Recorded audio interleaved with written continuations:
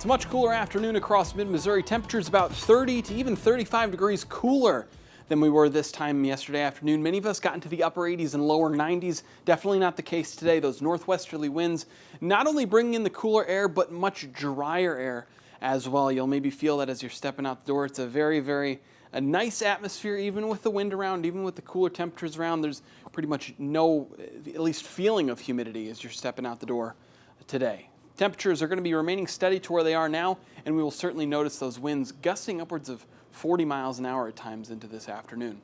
Overnight tonight, especially as those winds die down and those temperatures drop, we're going to be tracking the potential of a light freeze into the overnight hours. Many plants across mid-Missouri are already starting to bloom after the past several days of warmth that we've had. You want to make sure that you either cover those sensitive plants or bring them indoors as we head into the overnight hours. Freeze warnings encompass the entirety of the viewing area except for Macon County, so just be aware that we're all going to be dealing with the potential of a damaging freeze as we head into the overnight hours tonight, and that will likely be another issue we track into next week as well. In terms of what we can expect into Friday, we'll see a lot of sunshine and temperatures will be pretty much where they were today, starting out in the 30s and 40s and then warming back up into the low to mid 50s into the afternoon. For the weekend, though, we do have a warm front that will track through the region Friday night and on into Saturday. That'll bring a chance at some showers into Saturday morning before we dry out into the afternoon.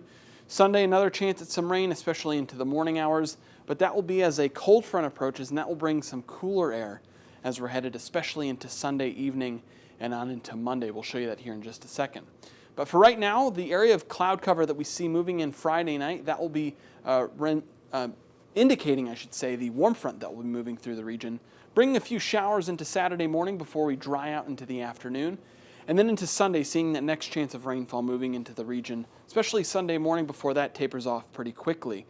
Although we will be tracking that cold front moving through, starting to see some of those pinks and those blues.